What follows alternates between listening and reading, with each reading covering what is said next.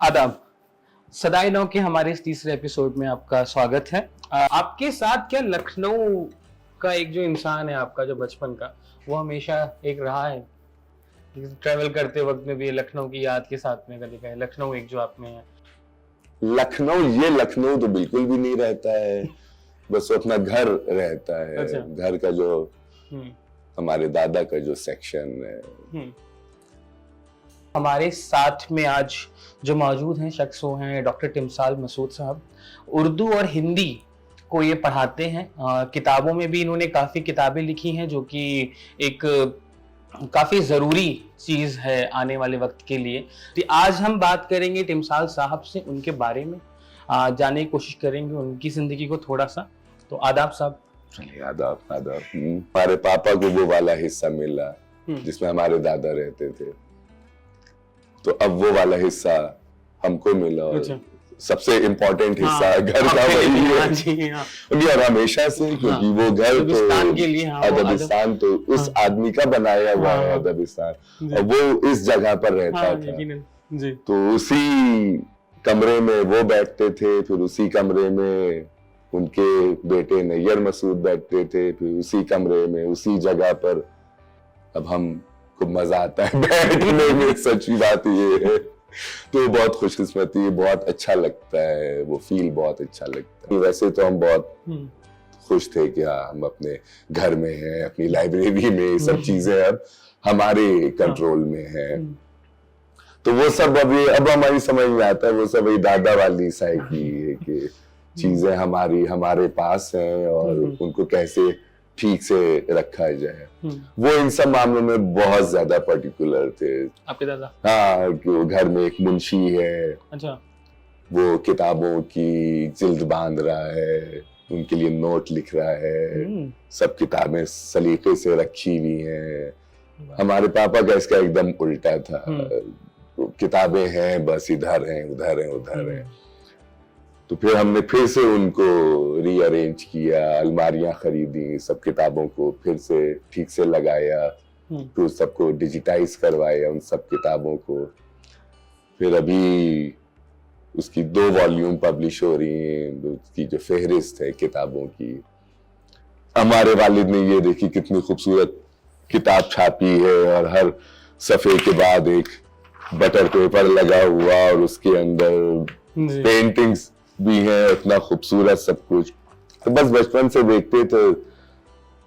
फिर अभी 2 साल पहले ख्याल आया कि इसको रीप्रिंट करते हैं हम उसको उसी तरह से, उसी ग्रैंडर के साथ।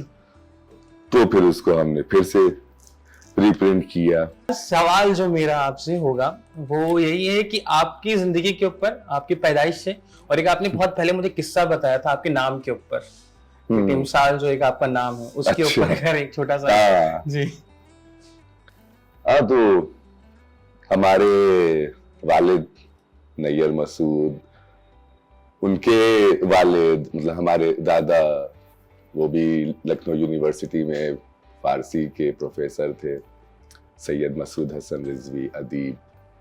तो उन्होंने अपने सामने जितने बच्चे पैदा हो रहे थे, मतलब उनके पोते पोतियां नाते नवासियां ये सब जो, तो उन सब के नाम वही रख रहे थे क्योंकि वो एक बुजुर्ग है और अदबी इल्मी शख्सियत है।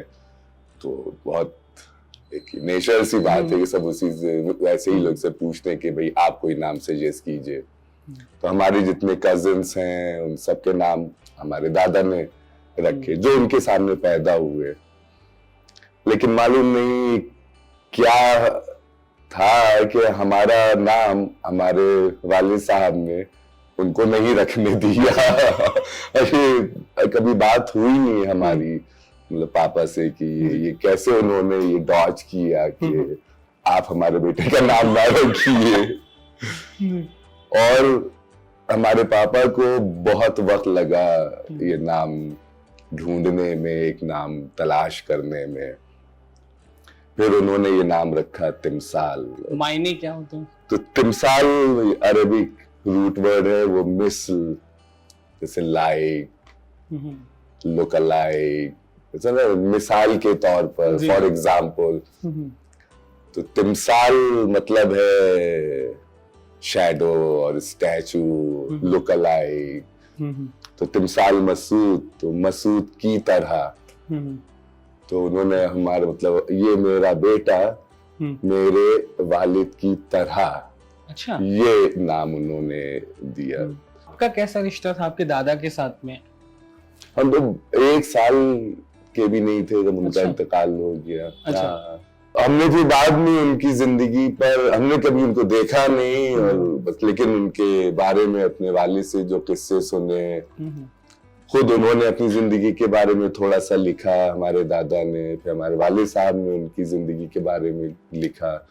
तो उस पर पढ़ के और जो कुछ उन्होंने क्रिएट किया था हमारे दादा ने, घर और घर की लाइब्रेरी, एक पब्लिशिंग हाउस, घर के आगे बाग, तो उन सबको गौर से देखने के बाद और उनकी जिंदगी और उनके खुद उनके अपने वालिद और गांव, ये सब बहुत सी इंटरेस्टिंग चीजें समझ में आती हैं कि वो खुद को भी सेलिब्रेट कर रहे थे। तो जैसे ये घर बनाया उन्होंने तो उसका नाम रखा अदबिस्तान। एक चीज ये कि आपके दादा, क्या आपने बताया, एक ऐसी शख्सियत थे, घर का नाम आपका अदबिस्तान है। आपके वालिद खुद एक बहुत बड़े राइटर, और उनके बारे में भी हम लोगों ने लास्ट टाइम जिक्र किया था कि वो बैठक लगती थी, घर पे आते थे सब लोग। तो एक बच्चे के लिए, जब आप छोटे थे, जब आप बड़े हो रहे थे, तो वो आपके लिए कैसा था वो बड़े होते वक्त में? मतलब एक आप रह रहे हैं पुराने लखनऊ में, आपकी दोस्ती यारी भी होगी, लोग भी होंगे आसपास के बच्चे, लेकिन आप ये भी एक माहौल देख रहे हैं, तो आपकी अपब्रिंगिंग में कैसे वो एक आया, वो कैसा था वो? थोड़ा सा अगर आप तब जाना चाहें उसमें। उसका फायदा भी हुआ और नुकसान भी हुआ, क्योंकि एकदम बचपन से इतने अदीब और पढ़े लिखे और एकदम रिफाइंड लोगों के बीच आप बैठे हुए हैं। तो वही जैसे ड्राइंग रूम में हमारे यहाँ बहुत से लोग बैठे हुए, रोज लोग आते थे पापा के पास, तो सब बैठे हुए बातें कर रहे हो, हम भी वहीं बैठे रहते थे। अब बैठे थे बचपन से ही, तो हमारी कुछ समझ में नहीं आता होगा, लेकिन वो बातें तो जहन में जा रही हैं। अगर जाएं तो आप क्या चाहते थे बड़े होके कि मैं ये चीज करना चाहूंगा? टीचिंग में ही जाना था आपको, पढ़ाने में ही? नहीं नहीं, वो तो एकदम सिफर था, एकदम जीरो था, वो बिल्कुल आइडिया नहीं था कि मतलब क्या। इवन जब लखनऊ यूनिवर्सिटी में आ गए, बीए कर रहे थे, तो भी बिल्कुल नहीं मालूम था कि इससे दूसरे वहां लोग मिले, स्टूडेंट्स, दूसरे दोस्ती हुई। हाँ, तुम्हारे कौन से सब्जेक्ट में? बताया कि एंथ्रोपोलॉजी। अच्छा, कोई आइडिया नहीं कि एंथ्रोपोलॉजी होता क्या है। ये बीए में मतलब एकदम 3rd ईयर तक बिल्कुल आइडिया नहीं कि एंथ्रोपोलॉजी क्या होता है। ये साइको में क्या होता है। साइको डिपार्टमेंट तो बहुत पसंद था कि सब लड़के वहीं बैठते थे, साइको में लड़कियां अच्छी होती हैं इसलिए सब वहां जाके बैठते थे। लेकिन साइको एज अ सब्जेक्ट क्या है, एंथ्रो एज अ सब्जेक्ट क्या है, ये सब बिल्कुल आइडिया नहीं। ये लखनऊ यूनिवर्सिटी के दिन थे आपके? हाँ, ये लखनऊ यूनिवर्सिटी। थोड़ा सा उस पे अगर आप बात करें कि आप कुछ, थोड़ा सा आपकी पर्सनालिटी भी बदली होगी जब आप बड़े हो रहे होंगे। बचपन में जैसे थे, उसके बाद जब आप थोड़ा सा घर पे रहे होंगे तब एक बदलाव आया होगा। फिर लखनऊ यूनिवर्सिटी में आके पर्सनालिटी थोड़ी बदली होगी जब एक्सपोजर आपको मिला। तो थोड़ा सा अगर उस पे आप जाना चाहें अपने पुराने टाइम पे। और लखनऊ यूनिवर्सिटी बस ये एक्सपोजर, यही वो एक्सपोजर भी नहीं कहेंगे उसको। पता चला कि अच्छा ये एंथ्रोपोलॉजी, अच्छा, लेकिन एक्सपोजर तो जीरो ही है ना, कि मालूम नहीं है कि एंथ्रोपोलॉजी क्या है। वो थी एक अपूर्वा हम लोगों के ग्रुप में, बहुत ज्यादा पढ़ती है, अच्छी बात है। और उसने बताया कि हम आईएएस की प्रिपरेशन कर रहे हैं, पता नहीं कौन सा एग्जाम का नाम लिया था कि ये एग्जाम है, उसको हमें क्रैक करना है, उसके बाद ये होगा और हमको सिविल सर्विस में जाना है। ओके, लेकिन कुछ भी नहीं मालूम था। अभी 4 साल पहले कनाडा में उनसे मुलाकात हुई। अच्छा। तो वो आईएएस ऑफिसर है, वो इंडिया की एम्बेसडर बनी हुई वहां बैठी हुई है। अच्छा। हमने अच्छा इसकी तुम तैयारी कर रही थी। आप एक कैसे स्टूडेंट थे अगर आप बताना चाहें? क्योंकि उस टाइम पे लखनऊ यूनिवर्सिटी के भी काफी अलग अलग किस्से हैं, काफी अलग चीजें होती थी। लखनऊ में भी बहुत सारा यूनिवर्सिटीज नहीं थी तब उस वक्त पे, तो वहीं पे सारे बच्चे रहते थे। थिएटर भी था उस टाइम पे, होता था वहां पे कुछ ना कुछ एक्टिविटीज हुआ करती थी। तो आपने कैसे अपना स्पेस देखा वहां पे?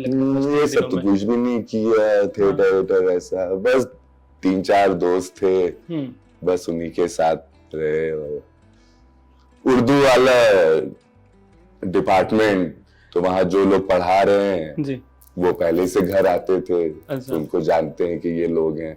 वहाँ जो चीज पढ़ाई जा रही है वो हमारी ज्यादातर पढ़ी हुई है पहले से, उन सब चीजों के नाम मालूम है पहले से।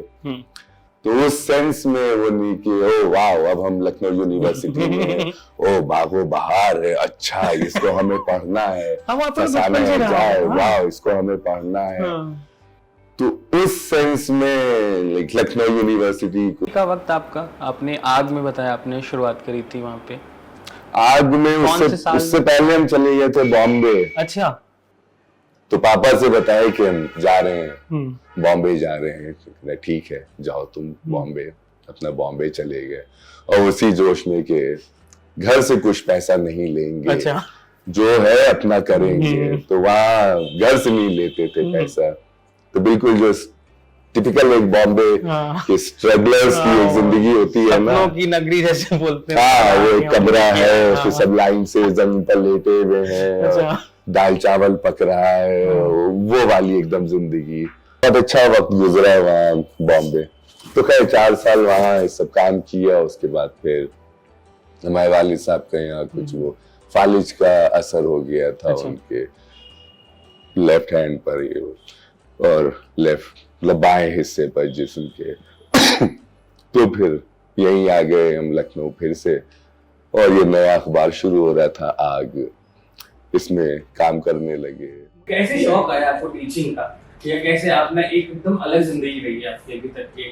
आपने पढ़ाई करी और फिर उसके बाद में आपने मुंबई में जाके काम किया, राइटिंग करा, सीरियल्स के लिए डायलॉग्स लिखे, न्यूज़पेपर में आपने किया, एडिटर को। तो फिर ये टीचिंग वाला कहाँ से आ गया, कैसे ट्रांजिशन, क्या वैसे रहा?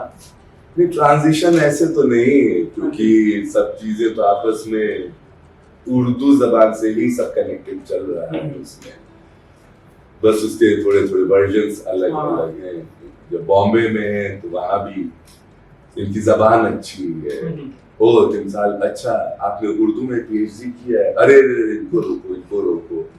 तो वो उर्दू जबान लखनऊ वो तो हमेशा साथ ही, उर्दू अखबार उसमें भी अच्छा उर्दू वाले हैं।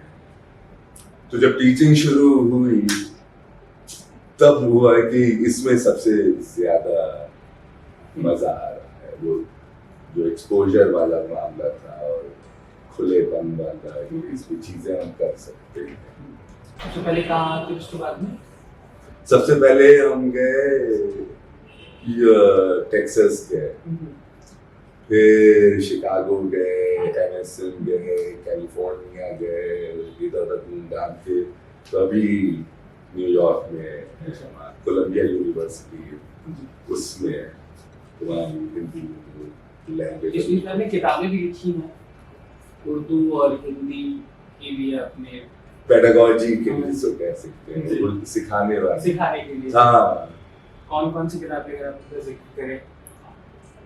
एक उसमें थी उर्दू नामा जी, जिसमें अलग अलग रीडिंग पैसेजेस हैं, उसके बेस पर एक्सरसाइजेस हैं, इस तरह से बनाई गई किताब प्रोफेसर अकबर हैदर साहब के साथ। वो पाकिस्तान से पब्लिश हुई सिटी प्रेस से, और teach yourself London publishing house है, बहुत बड़ा पब्लिशिंग हाउस, उनके लिए एक complete Urdu, teach yourself complete Urdu, उसको रिवाइज किया था। हम एक डिक्शनरी बनाना चाहते थे, क्योंकि ज्यादातर जो डिक्शनरीज होती हैं हिंदी उर्दू की वो हेफ्टी हैं, बहुत बोझल तो वो एक डिक्शनरी हमने बनाई, उर्दू में लंदन से पब्लिश हुई, थोड़ा सा उसको फनी किया था, लाइट। वो सी डिक्शनरी यहाँ रेख्ता को बहुत पसंद आई, तो उन्होंने कहा कि ऐसी हमारे लिए एक और डिक्शनरी बनाइए और उसको थोड़ा सा और फन इसमें लाइए। तो वो रेख्ता से पब्लिश हुई अभी 2 साल पहले। आपने कुछ और चीजें भी, जैसे आपने अपने दादा का जो काम था उसको डिजिटलाइजेशन करना, आपने शुरू कर डिजिटलाइज करनी, लाइब्रेरी का जो डॉक्यूमेंट वाला था उसी में से आपने ये साकारे एनिस हाँ। आपने बताया, ये आपने लखनऊ में ही आकर के उसकी प्रिंटिंग और कराया, वो सुंदर तरीके से जैसे होता है, और भी काफी चीजें। तो ये जो ये खुला एकेडमी से, इस पे अगर आप कुछ बोलना चाहें, कैसे हो बचपन का था वो ये चीज? तो बचपन से तो सब इन चीजों को देख रहे थे, लेकिन पूरे पापा का होल्ड था एक तरह से, वही वहां बैठते थे लाइब्रेरी में, वही काम करते थे। लेकिन फिर जब उनके एक तरह से ये फालिज का हो गया और उनके लिए उठना, अलमारी से किताबें निकालना, काम करना, जो फिजिकली इस तरह से मूवमेंट उनका नहीं रहा, तो हमारा ज्यादा वो टाइम आपके लिए टफ था थोड़ा? नहीं, टफ नहीं, इमोशनली बता, ऐसी बात है। हाँ। पापा है, आपके वालिद हैं, वो इस तरह से तकलीफ में है, उस नजर से मुश्किल है। वैसे नहीं, वैसे तो हम बहुत खुश थे कि हम अपने घर में हैं, अपनी लाइब्रेरी में, सब चीजें हमारे कंट्रोल में है। तो वो सब अभी अब हमारी समझ में आता है, वो सब एक दादा वाली साइड की चीजें हमारे पास है, और उनको कैसे ठीक से रखा जाए, वो इन सब मामलों में बहुत ज्यादा पर्टिकुलर थे। हाँ, जो घर में एक मुंशी है, वो किताबों की जिल्द बांध रहा है, उनके लिए नोट लिख रहा है, सब किताबें सलीके से रखी हुई है। हमारे पापा का इसका एकदम उल्टा था, किताबें हैं बस इधर है उधर है। तो फिर हमने फिर से उनको रीअरेंज किया, अलमारियाँ खरीदी, सब किताबों को फिर से ठीक से लगाया, तो सबको डिजिटाइज करवाया और सब किताबों को। फिर अभी उसकी 2 वॉल्यूम पब्लिश हो रही है। ये आपका था ये सपना, जैसा ऐसे दिमाग में था कि करना है उसको डिजिटलाइज? ऐसे प्लान तो कुछ भी नहीं था ये करना है, ऐसे तो धीरे धीरे एक के साथ तो जैसे यही है ना शाकारे अनीस, तो उसको बचपन से देखते थे, घर में कोई भी आता था पापा के पास, उसको दिखाते थे कि हमारे वालिद ने ये देखी कितनी खूबसूरत किताब छापी है, और हर सफे के बाद एक बटर पेपर लगा हुआ और उसके अंदर पेंटिंग्स भी हैं, और इतना खूबसूरत सब कुछ। तो बस बचपन से देखते थे। फिर अभी 2 साल पहले ख्याल आया कि उसको रीप्रिंट करना है, उसी तरह से, उसी ग्रैंडर के साथ। तो फिर उसको हमने फिर से रीप्रिंट किया। आपके साथ क्या लखनऊ का एक जो इंसान है आपका, जो बचपन का, वो हमेशा एक रहा है? ट्रैवल करते वक्त भी लखनऊ की याद के साथ में लखनऊ में जो आप अक्सर आ जाते हैं यहाँ पे छुट्टी के लिए भी, एक लंबे वक्त के लिए भी, वहाँ पे रुकने के लिए भी, तो एक लखनऊ आपके अंदर एक कैसे रहा?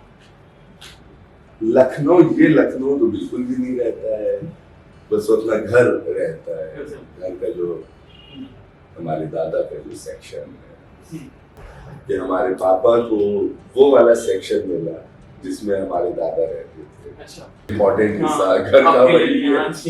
नहीं, और हमेशा से वो घर तो अदबिस्तान तो उस आदमी का बनाया हुआ अदबिस्तान, और वो इस जगह पर रहता है। तो उसी कमरे में वो बैठते थे, फिर उसी कमरे में उनके बेटे नैयर मसूद बैठते थे, फिर उसी कमरे में उसी जगह पर। अब हम तो मजा आता है बैठने में, सच्ची बात ये है। तो बहुत खुशकिस्मती, बहुत अच्छा लगता है, वो फील बहुत अच्छा लगता है, खूबसूरत बात है। हाँ, और लेकिन उसके साथ बहुत ज्यादा, बहुत वेट उसका बहुत है, क्योंकि कहीं भी कुछ बोल रहे हैं, कहीं भी किसी ने कोई बात पूछी, बहुत ज्यादा ख्याल रखना पड़ता है, क्योंकि हम नहीं बोल रहे हैं। अब हमारे साथ में हमारे वालिद साहब और हमारे दादा साहब दोनों का नाम जुड़ा हुआ है, तो कुछ भी हम बोल रहे हैं तो वो बार बहुत ज्यादा। आपने अभी रिसेंटली लिखा है एक अफसाना, जो आपका अभी एक परफॉर्मेंस के तौर पे आया है, हाँ, उसके बारे में अगर आप थोड़ा सा बात करें, वो कैसे शुरुआत हुई उस चीज की, और वो कैसे कहानी आई आपके अंदर, वो एक पतंगबाजी के ऊपर है, हाँ, थोड़ा सा बात करो, बहुत इंटरेस्टिंग कहानी है। वो टिमसाल साहब की यूट्यूब चैनल के ऊपर वो आधे घंटे की कहानी है आपने, और बहुत खूबसूरती के साथ इन्होंने पढ़ा है, वो आपको मिल जाएगा वहाँ पे। लेकिन एक बार थोड़ा सा उसके बारे में अगर आप बताएं। तो वो भी सब हमको बहुत फायदा मिल जाता है अपने पापा और हमारे घर की वजह से। तो एक म्यूजिशियन है जर्मनी में, है इंडियन है, तो उनसे मुलाकात हुई हमारी न्यूयॉर्क में। उन्होंने कहा कि हम कुछ एक एक्सपेरिमेंटल थिएटर करना चाहते हैं, म्यूजिकल परफॉर्मेंस। क्या कहेंगे ये भी हमको नहीं मालूम है, ये बस उसमें स्टोरी टेलिंग हमको चाहिए है और वेस्टर्न इंडियन क्लासिकल इंस्ट्रूमेंट्स होंगे और पपेट शो भी होगा और शैडो भी होगा। ये उसके लिए हमें एक स्टोरी चाहिए, कुछ सजेस्ट कीजिए, आप कोई बताइए कहानी, ये थोड़ी सी हिस्ट्री में हो और अवध पर हो, थोड़ा उर्दू फ्लेवर हो। तो हम लोग बहुत डिस्कस बात होती रहती थी इसके ऊपर। फिर हमने एक कॉलम लिखा था ये किसी पतंगबाज के ऊपर। सेम टाइटल से तमगा? नहीं, वो तो उसमें टाइटल नहीं था उस कॉलम में। तो हमने उदय साहब, उनका नाम है जो म्यूजिक कंपोजर है, उदय कृष्ण कुमार, तो हमने उनको वो वाला कॉलम थोड़ा सा सुनाया कि वन लाइन जिसको लॉन्ग लाइन जैसा बॉम्बे की वन लाइन उनको ये सुनाई कि ये, तो उनको बहुत अच्छी लगी। वो कहनी ठीक है आप लिखिए इसको, लिखिए। उस कहानी के ऊपर बहुत साल से हम सोच रहे थे, काम कर रहे थे, क्योंकि वो बहुत ज्यादा अवध के अंदर थी कहानी। यहाँ की 1857 और वाजिद अली शाह और यहाँ की ज़बान और लखनऊ और सिर्फ चौक तक नहीं महदूद है, चौपटिया भी है, डालीगंज की डोर वाली गली भी है, उसमें क्लासेस भी आ जाता है और लैंग्वेज का जो एक यहाँ फसल है, वो अब ये बोल रहा है और एक वैसे बोल रहा है। टकसाली और बहुत ही खूबसूरत बनी सबरी शहरी लखनवी ज़बान, तो उसके ऊपर हमें बहुत दिलचस्पी है, उसके ऊपर हम बहुत काम करते रहते हैं, पढ़ते रहते हैं ज़बान में।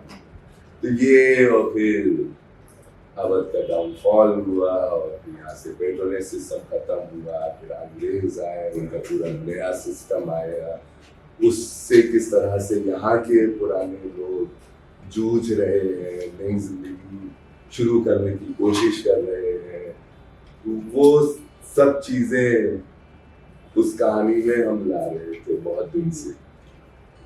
तो इनसे उदय साहब से बात करने के बाद फिर वो कहानी लिखी, उसमें सब चीजें, उनका ए भी आ गया उसमें कि वो सब आए, वो पता नहीं, हमने तो कहानी लिख के उनको देखी ये कहानी है, तो उन्हें कहा कि एकदम परफेक्ट कहानी है, इसमें हमारे सब एबीसी आ गए। चलो शुक्र है। फिर कहने ठीक है हम जा रहे हैं जर्मनी और वहाँ बहुत से हैं पाकिस्तानी हैं, इंडियन हैं, हम ऑडिशन करते हैं और आपको भेजेंगे कि कौन नरेट करेगा, क्योंकि वो स्टेज के ऊपर कहानी सुना रहा है एक आदमी और म्यूजिक है, लाइव सब है। आप परफॉर्म नहीं कर रहे थे उस टाइम पे? नहीं, हम तो वहाँ न्यूयॉर्क में बैठे थे। लेकिन उन लोगों ने वहाँ जब सुनी हमारी रिकॉर्डिंग, आपने भेजी रिकॉर्ड?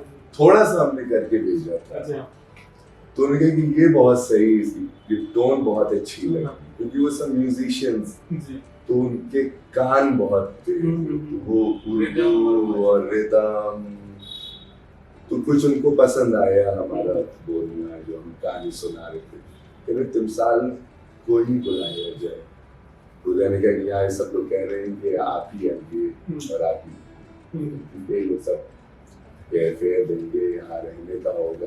आपके लिए कैसा था परफॉर्मेंस? बहुत ज्यादा मजा आया, बहुत। आपने परफॉर्म किया तो मसूद है ना, हमें तो चाहिए स्टाइल तो चाहिए, मगर हमारे लिए स्टाइल बहुत ज्यादा है। पहली परफॉर्मेंस थी आपकी उस स्टेज पे? थोड़ा सा उसके बारे में अगर आप बात करें अभी, अब कब हुई आपकी परफॉर्मेंस अभी? ये तो जर्मनी में हुई थी, तो लाइव परफॉर्मेंस। हाँ, वो कौन से टाइम पे हुई थी वो? 2 साल हो गए। तो थोड़ा सा उसके बारे में अगर आप बताना चाहें।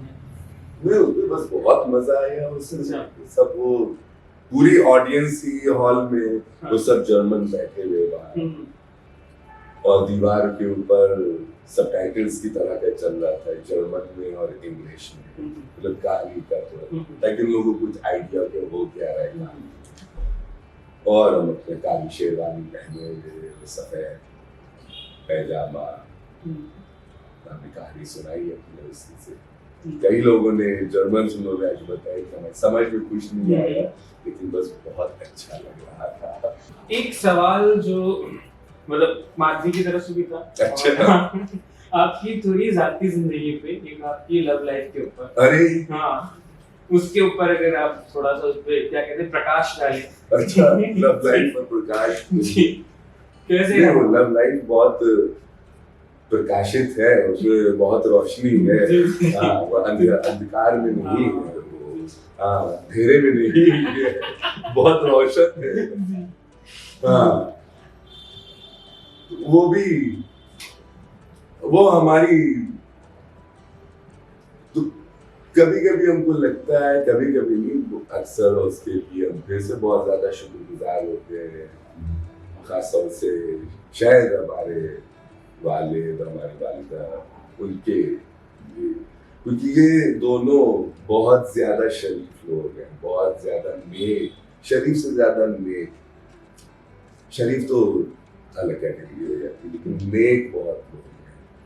जैसे हमारी वालिदा हैं, बहुत ज्यादा सॉफ्ट, बहुत ज्यादा नेक, किसी की मतलब बुराई नहीं करेगी, किसी का बुरा नहीं चाहेंगी, और उनका खानदान भी बहुत नेक लोग हैं। तो हमारे मामू, हमारे ननिहाल के लोग बहुत नेक लोग हैं। तो वो, और फिर हमारे वाले, उन्होंने भी, उनका खानदान उस तरह से नेक लोगों वाला नहीं, बहुत शरीफ लोग हैं, लेकिन उन्होंने बहुत कोशिश की हमारे वालिद ने कि किसी से कभी झगड़ा ना हो, किसी का दिल ना हमारी वजह से दुखे, किसी की कोई भी परेशानी है, तकलीफ है, वो हम पूरी कोशिश करें उसको दूर करने की। तो वो उनका एक तरह से मकसद रहा जिंदगी में। तो वो इन दोनों की इस तरह की जिंदगी, तो उससे लोगों की दुआएं बहुत मिली उनको, तो वो दुआएं इधर होके कुछ आ जाती हैं, सबका असर तो होता है। तो यहाँ लखनऊ में उस वक्त हम यूटी ऑस्टिन यूनिवर्सिटी है टेक्सास में, उसके लिए हम ऑनलाइन यहाँ से काम कर रहे थे, उनकी टीचिंग मटीरियल डेवलप कर रहे थे। तो वहाँ जो प्रोफेसर हैं अकबर हैदर साहब, उनसे बहुत अच्छी हमारे, वो बहुत ज्यादा मानने लगे। हालांकि हमारा ऐसा कुछ भी नहीं था, लेकिन बस वो हमको बहुत चाहते थे, बहुत चाहते हैं, बहुत मानने लगे वो। और वहाँ के जो स्टूडेंट्स आते थे, यहाँ मुलाकात हुई, वो बहुत ज्यादा मानने लगे। फिर AIIS में एक स्टूडेंट आई, इजाबेल वकूखा अलोंसो, उनके दोस्तों ने, उनके प्रोफेसर ने कहा कि तुम लखनऊ जा रही हो तो वहां तिमसाल से मिलना। हमसे ही बताया कि ये आ रही है एक स्टूडेंट। तो हम तो बस यही लखनऊ में ही बैठे थे, हमें तो कुछ भी नहीं मालूम उनके बारे में कि कौन है, किस बैकग्राउंड से आ रही है, क्या है। तो उनको सबसे ज्यादा अच्छी बात लगी थी उसी वक्त, ये गैब्रियल गार्सिया मार्केस का नॉवेल आया था, तो उसने उसके बारे में पूछा कि वो नॉवेल आया है, तो हमने कहा हाँ, लेकिन हमको पसंद नहीं आया वो सा नॉवेल। तो वो उसके लिए बहुत शॉकिंग था कि वेट अ मिनट, ये लखनऊ में ये है जो कभी लखनऊ से बाहर नहीं जाते हैं, और कोई इनकी ऐसी एजुकेशन भी नहीं है, बस हमारे पापा की कई कहानियां पढ़ चुकी थी। अच्छा। वो बहुत ज्यादा पढ़ने वाली, हाँ, लिटरेचर जैसे बहुत है, तो वो हिस्टोरियन, लेकिन फिक्शन लिटरेचर बहुत पढ़ती है वो। तो हमारे पापा की बहुत कहानियां पढ़ी थी उसने। तो अरे वाह, ये लखनऊ में एक ऐसा है लड़का जो गैब्रियल गार्सिया मार्केस की लेटेस्ट नॉवेल को क्रिटिसाइज कर रहा है, और जो इसने बातें बताई थी इसलिए हमको नहीं मजा आएगा, वो वाकई सही है, और उसको भी नहीं अच्छी लगी थी नॉवेल वो। और उनकी जो दूसरी नॉवेल्स गार्सिया मार्केस की, वो हमको बहुत पसंद थी, उस पर हम लोगों की बहुत बात भी हुई। तो वहां से धीरे धीरे हम लोगों का डेवलप हो गया, हम दोनों एक दूसरे को बहुत पसंद करने लगे। तो उस पसंद में भी सबसे ज्यादा जो हिस्सा था वो इन चीजों का था, लिटरेचर का, खास तौर से अदब का, जबान का। तो जिस तरह से हम अदब और कहानियां, जबान पर थोड़ा सा क्रिटिकल रहते हैं कि उर्दू दुनिया की सबसे खूबसूरत जबान है, ये क्या है तो वो चीजें उसको भी बिल्कुल नहीं पसंद। और यहाँ ज्यादातर कहीं भी वो जा रही है, अच्छा आप उर्दू पढ़ रही हैं, कोई शेर सुनाइए आप, अरे ये क्या होता है। तो वो हम लोगों का भी बिल्कुल मिजाज नहीं है, मेरे पापा भी इस तरह से कभी नहीं बात करते थे। तो खैर पे वहां से ये हम दोनों का एक तरह से शुरू हो गया रिश्ता, पसंद करना। घर वर भी आती थी, पापा से मुलाकात हुई तो पापा को भी बहुत पसंद आई। फिर बाद में जब हमने बताया कि ये शादी का ऐसा वैसा, तो पापा ने कहा नहीं, वो बहुत, बस यही एक प्रॉब्लम है कि वो बहुत ज्यादा ज़हीन और बहुत ज्यादा पढ़ी लिखी और तुमसे बहुत ज्यादा अच्छी लड़की है, बस ये इशू है कि बाकी तो सब ठीक है। हमने ठीक है, फिर हम लोग शादी करो। अच्छा। तो हम लोगों ने शादी की यहाँ पर। हाँ, तो इस तरह से ये। आपके बच्चे? हाँ, 2 हैं। अमालिया है 12 साल की जी। और दारियो है 7 साल के बेटे। दोनों। आप उनके साथ में लखनऊ में भी वक्त गुजारते हैं? और तब हम लोग हर साल लखनऊ आते हैं पूरे 3 महीने के लिए, क्योंकि ये गर्मी की छुट्टियां हैं, उनके स्कूल की छुट्टियां हैं, हम लोग की यूनिवर्सिटी की छुट्टियां हैं। तो ये भी अच्छी किस्मत है कि हम लोग यूनिवर्सिटी में हैं। इजाबेल भी कोलंबिया यूनिवर्सिटी में हिस्टोरियन है, हिस्ट्री की प्रोफेसर है, हम भी वहां पढ़ा रहे हैं। तो हम दोनों की जो छुट्टियां हैं 3 महीने की गर्मी की, वो सिंक हो जाती हैं। बच्चे भी, उनके भी स्कूल बंद होते हैं गर्मी की, तो हम लोग सब यहीं घर आ जाते हैं यहाँ अदबिस्तान में 3 महीने के लिए। एक चीज जो मैं आपसे जाती तौर पे पूछना चाहूंगा कि एक जो हमने नैयर मसूद साहब के ऊपर प्रोग्राम किया था, तो एक बात हुई थी कि आपके दादा का आपके वालिद के साथ जो रिश्ता था, एक उनके साथ में जो उनका एक रिश्ता था, और वो चाहते थे कि जो है वो ना जाएं, ना राइटिंग में जाएं, ना वो लिटरेचर में जाएं। आपके दादा चाहते थे सिविल सर्विसेज में जाएं, और फिर वो उनका एक आपके वालिद का आपसे रिश्ता था, एक वो चीजें थी। आपका एक बेटे की तरह था रिश्ता, अभी आप एक फादर हैं, अभी आपके 2 बच्चे माशाल्लाह। तो क्या चीजें कुछ बदली हैं अभी जहन के तौर पे, या एक आपने भी चीजों को देखने का अलग तरीके का नजरिया आया है कुछ चीजों का, कुछ उस पे? पहले हमको बहुत शिकायत रहती थी एक तरह से अपने वालिद से कि बिल्कुल देखा नहीं उन्होंने कि हमारा एडमिशन यहाँ हो गया सेंट जॉन्स में, एकदम घर के करीब, महल्लेट का स्कूल, कहाँ जा रहा है तिमसाल, क्या पढ़ रहा है, क्या करेगा, कौन से सब्जेक्ट लेना चाहिए, ये सब उन्होंने कभी बिल्कुल भी नहीं देखा। या आओ बैठो हम तुमको गालिब की गजलें पढ़ाएं, समझाएं, मीर तकी मीर समझाएं, मरसिया समझाएं, बताएं गजल क्या होती है, इसका फॉर्म क्या होता है, ये बहर है, ये रदीफ है, काफिया है, इसका ये मतलब है, ये देखो इसमें इस मिसरे में देखो एक मतलब ये निकल रहा है और एक मतलब ये निकल रहा है। तो उस तरह से कभी नहीं पढ़ाई हुई, कभी तरबियत नहीं हुई, कभी पास एक तरह से नहीं बैठाया कभी। तो बहुत अलग रहे हमेशा पापा से। लेकिन अभी हम अपने बेटे के साथ तो वैसे नहीं, हम तो बहुत ज्यादा इन्वॉल्व हैं, उसके साथ खेलना, उसके साथ बात करना, पढ़ाई करना, स्टोरीज पढ़ना, सुनाना, ये वो चीजें बहुत इन्वॉल्व।